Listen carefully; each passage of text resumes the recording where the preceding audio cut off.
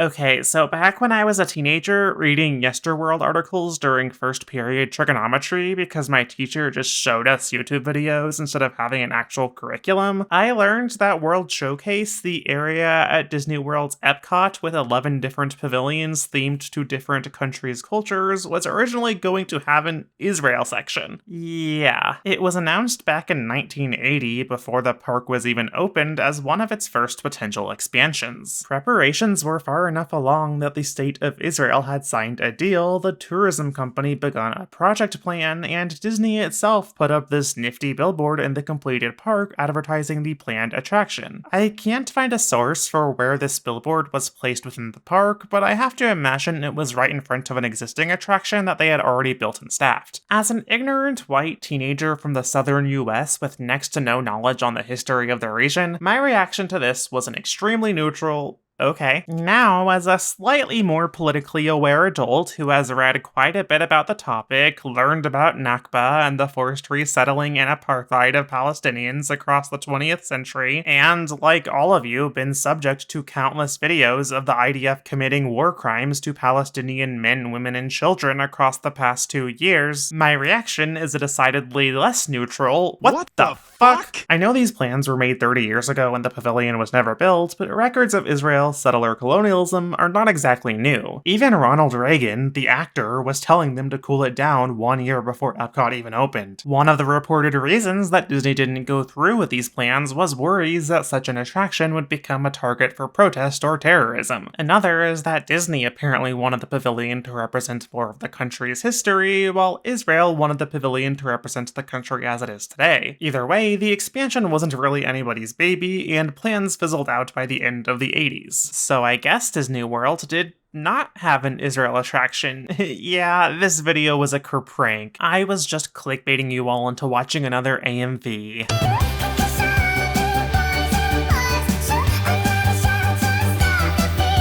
Except, no, they actually did have an Israel attraction. It was temporary and opened 15 years after the initial plans were scrapped, and it had its own share of controversy at the time, and it makes for an interesting bit of conversation today, 24 years after its closure. To talk about it, we have to go back to the turn of the millennium. In 1999, leading up to the new millennium, Disney World announced the Millennium Village at Epcot's World Showcase, a flex event space housing entire exhibits for dozens of countries not otherwise featured in the park. For those of you that haven't been to Epcot, the 11 pavilions of World Showcase are currently Mexico, Norway, China, Germany, Italy, the US, Japan, Morocco, France, the UK, and Canada. The Millennium Village introduced representation for Ethiopia, India, Kenya, New Zealand, Indonesia, South Africa, Israel, Namibia, Eritrea, Chile, Saudi Arabia, Scotland, Sweden, and others. I will admit, it is a pretty cool idea for an exhibit. I've always found it somewhat suspect that World Showcase only has one African country and 0 South American or Oceanic countries, so it's cool that they were able to somewhat address that issue here. Like a lot of World Showcase, they had actual artisans and citizens from the countries displaying their culture. Israel is just one of the many countries represented, and since I know people are going to bring this up, it's obviously not the only problematic country either, but that's a point I'm going to get to later. The announcement of Israel getting a mini World Showcase exhibit for the new millennium didn't come without controversy though. In fact, the news broke during ongoing negotiations between Israel and Palestine over the shape of the Palestinian state, where control over Jerusalem was one of the biggest sources of conflict. When allegations came out that the exhibit would outright call Jerusalem the capital of Israel, the information minister of the United Arab Emirates threatened a full-on boycott of all Disney products just 22 days before the exhibit's grand opening. Disney World President Al Wise met with the Arab League in Washington, D.C. soon afterwards to discuss these concerns. He assured them that the exhibit did not reference Jerusalem as the capital of Israel, although around the same time, the Israel Foreign Ministry claimed that visitors will have no doubt that Jerusalem is and will forever remain Israel's capital. While the Arab League was mostly placated by Disney's assurances, other activist groups were far less pleased. The American Muslims for Jerusalem remained highly critical of Disney partnering with Israel at all, and president of the Arab American Institute, James Zogby, lambasted the timing of these statements as blatant provocation in the midst of ongoing negotiations. Despite initial Israeli backlash at the mere concept of caving to Arab demands, they later admitted that the protests did lead to minor changes in the final product. When the exhibit finally did open on October 1st, 1999, Jerusalem was instead referred to as the heart of the Israeli people. This was not the end of the backlash, but we will get to the rest later. The finished Israel exhibit took up 2,200 square feet of the 65,000 square foot building, with $1.8 million of the budget being covered by the country. If we were to take a brief virtual tour of it assembled through random home movies, we would start at the Pavilion entrance, which was paved with real stones from Jerusalem replicating the walls of the city itself. Once you're inside, going in counterclockwise order, there's the Garden of Plenty display that teaches about irrigation and desert agriculture, the Images of Israel display recreating the Western Wall where one can peek into small holes to view images of the country, the Electronic Pilgrimage computer station where guests can send messages to the real Western Wall in Jerusalem, the Abundant Energy display about Israel's environmental efforts, and the Gift of Language. I think that is supposed to be the Gift of Language there behind those tourists in this video. I can't find any other images or videos of that specific spot. You can get your name translated from English to Hebrew there. The main attraction of this whole area, though, is the Journey to Jerusalem motion simulator. Yes, this is the only exhibit in Millennium Village to have an actual ride.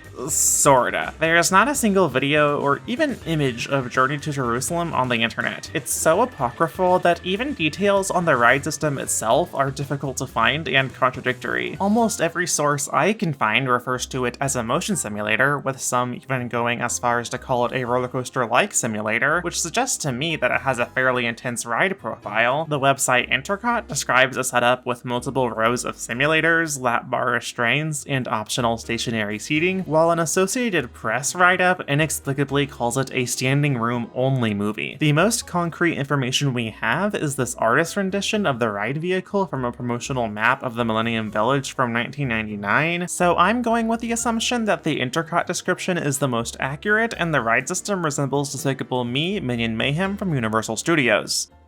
Do you think if minions were real, they'd follow Benjamin Netanyahu as their evil overlord? The attraction entrance stands adjacent to the exhibit entrance and is modeled after the former Tower of David. Upon entering, guests walk through a narrow hallway with stained glass windows that lead into a larger waiting area, where a cast member standing next to a large image of the city explains its history to the audience. Guests are eventually filled into a pre-show room where they watch a video of an Israeli tour guide quickly zipping us through the city, only to be stopped by David, keeper of stories. Yes, David, from the Bible, ascends from the heavens to take us through Jerusalem's history. 3,000 years ago, I made Jerusalem my capital, he says. Since then, it has been the holy city of the Jewish people. God, I wish this was not lost media. I would love to see a theme park pre-show where a cartoon of David is like, hey, why don't you join me? Step forward into the next room and await further instructions from a cast member. It's almost time for our journey to Jerusalem. After David presumably says that exact speech, guests enter the ride theater and board one of 9 time elevators, 8 of which are simulator vehicles with 9 seats each, and one of which is stationary for guests who experience motion sickness. Once guests are safely secured by the lap bar, the 8-minute-long simulator ride begins. To quote Amber Arellano's 1999 write-up of the experience, because that's genuinely one of the only sources we have to go off of, guests bump along hundreds of years of mostly Jewish stories. The Israelites' exile from Jerusalem is recounted as King David talks about Jews' faith despite centuries-long hardships. There's no mention of the Holocaust, the creation of modern-day Israel, or Palestinians' fight over occupied land. Jesus' death and resurrection is told in a few silent images, but his name is not mentioned. Islam is covered in a few seconds. Going off of this and a couple other descriptions, the ride sounds a bit like a slightly more narrative-heavy version of Soarin' Over California or Soarin' Around the World. showcasing the architecture and landmarks of the city from above, and even showing us some specific changes and events. Again, this is all we have for this entire experience. I hope this is one of those situations where a video about lost media causes new information about it to pop up, although considering how short-lived and out of the way this attraction was, I doubt even that'll happen. We'll just have to analyze what's there. I think to an average uninformed person like my aforementioned teenage self, this pavilion would sound mostly innocuous. Several of Epcot's World Showcase pavilions have rides taking you through the history of their countries. They have stops where you can see your name translated into other languages, and they have recreations of iconic landmarks from their original countries. Once again, it all sounds fine in theory, but propaganda usually looks reasonable and innocuous from the outside. Yes, I said the P word. This video is officially past the point of no return. See, a lot of Zionist propaganda has skirted by for so long by equating any remotely anti-Zionist sentiment to actual anti-Semitism. It's a good strat because not wanting to be anti-Semitic is pretty reasonable, I would hope. If you internalize the idea that questioning a pro-Israeli point of view is anti-Semitic, you're probably not going to question any of the claims of something as innocuous as a theme park exhibit, which is good for Disney and Israel because once you do look into the details of each display, the reactions to them, and what they represent, it's kinda hard not to see this as Israeli propaganda. I already mentioned the preemptive backlash, but criticism continued even after the October 1st opening. On opening day, a delegation of Arab Americans toured the exhibit and voiced their opinions on it to the press. One Orlando businessman in the group described it as fair,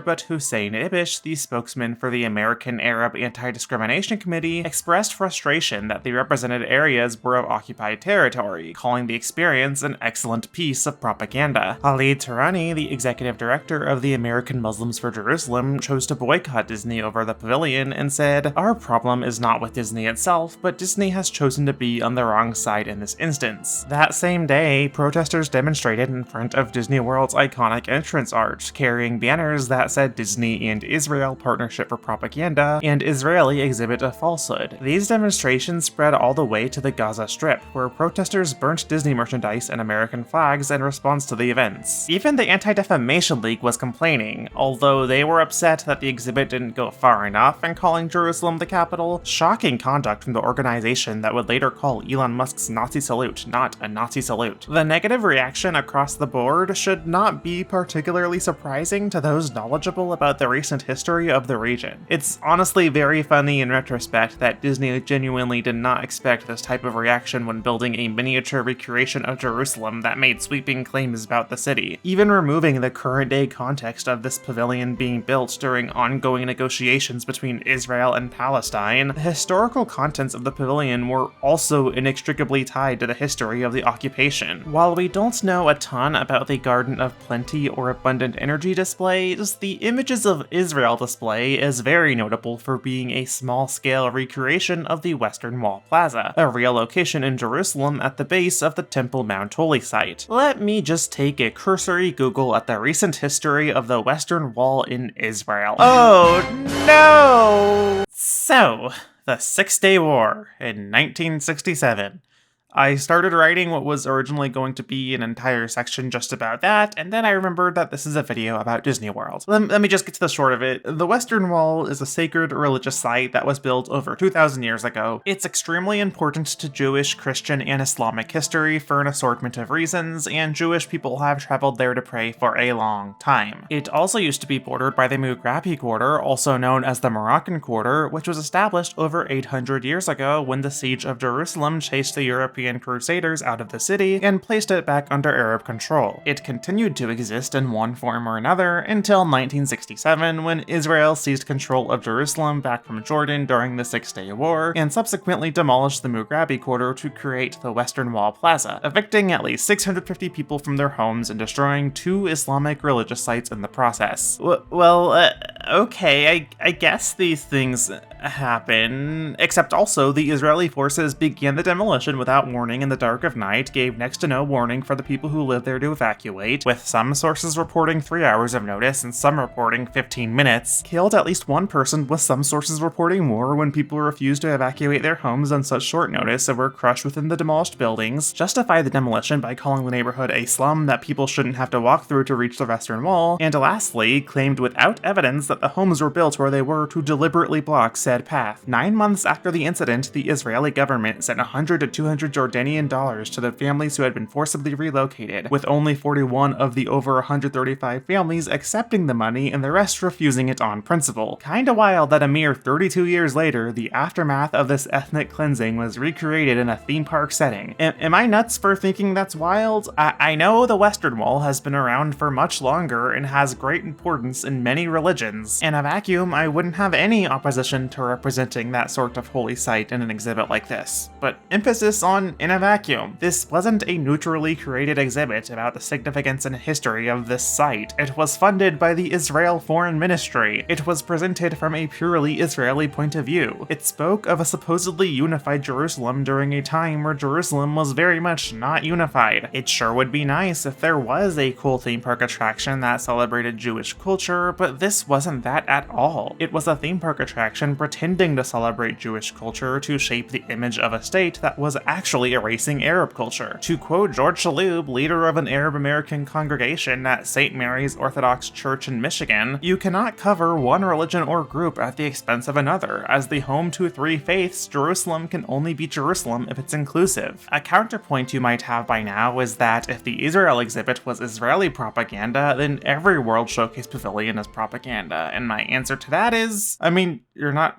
entirely wrong. No big exhibit funded by a country meant to advertise itself for tourism or commerce is going to paint itself in a bad light. Why would you pay for an advertisement to dive into your colonial history or current crimes against humanity or anything that's counterproductive to your image? You don't. That's just common sense. That's not to say we should completely erase bits of cultural exchange like this. The Millennium Village did teach people about smaller, underprivileged countries. It did feature artisans from almost every continent showcasing and selling their work. It was edutainment, and I like edutainment. I don't think the idea that most countries have done some kinda evil stuff should erase people's ability to take pride in their culture and share their heritage in a family-friendly setting. It's why I get really annoyed when people take any discussion of China, a country that has been around for thousands and thousands of years with a population of 1.4 billion people across 9.6 million square kilometers, and immediately have to be like, the CCP is evil. Ditto for discussions of Judaism that equate this 1,000-year-old religion practiced by millions of people with one country's shitty-ass government, or discussions of Islam that weaponize LGBT rights as a concept to justify violent racism and homophobia against a diverse culture of 2 billion people, many of which who are themselves LGBT. I'm already expecting some comments on this video to be like, Hamas would kill you for being trans in Gaza.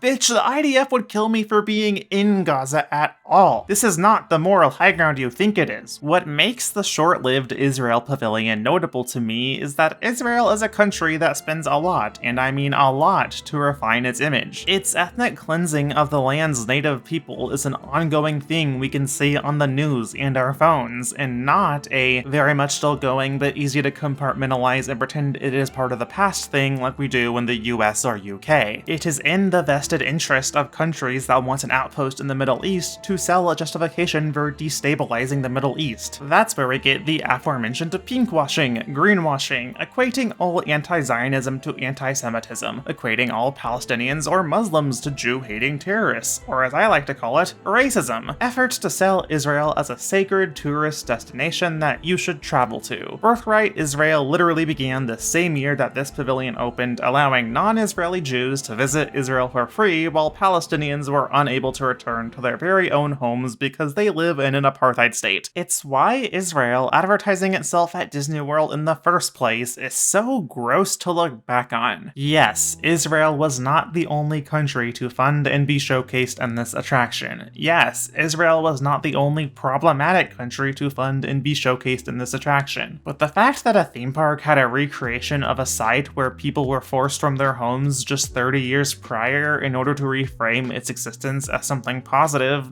does need to be contended with. The fact that a theme park tried to claim ownership over disputed territory during ongoing negotiations before being called out and half-heartedly changing their verbiage needs to be contended with. Regardless of what you think of the scope or execution or the fact that other countries are involved, it's unequivocally a part of Israel's history, and more relevantly in this case, Disney's history. Touching upon real-life issues with theme parks is always kind of a powder keg, and to be fair, Disney has made some efforts to modernize some of the areas of their parks that were monuments to US imperialism. Not really enough, mind you, but it'd be disingenuous to act like the designers haven't at least tried. Despite this, changes that shouldn't be controversial, like retheming a ride that was previously based on a film that glorified antebellum slavery, end up being extremely controversial because people hate the mere idea of talking about the real-world context behind entertainment they enjoy. They scoff at the idea of being offended at a Disney World attraction, whether it be the anti-woke dogshit brigade today, or the dismissive reporting on the Israel exhibit in 1999. But this stuff does matter. This stuff does shape people's perception of the world at a young age. This stuff is used as a cudgel to try and affect the quote-unquote real world. While a temporary theme park attraction is not much in the grand scheme of Disney's corporate bullshit and Israel and the US's crimes against humanity, I think it's important to still talk about, so we can learn from it. We should pressure these companies to cut ties with governments actively committing genocide. We should acknowledge theme parks as places where ideology can be spread. It's not fun, like riding a roller coaster, but it is important, like installing safety mechanisms on a roller coaster. I understand that talking about this topic can be depressing and scary. I mean, it took me years to cover it extensively in a video, and I only felt kinda equipped to handle it after nesting it into a fandom I am familiar with and doing an inordinate amount of research. And if I, the person whose claim to fame is writing a video about the transgender representation in fucking Family Guy can do it, then anyone can. Now I'm gonna go run and hide the moment this video gets finished processing.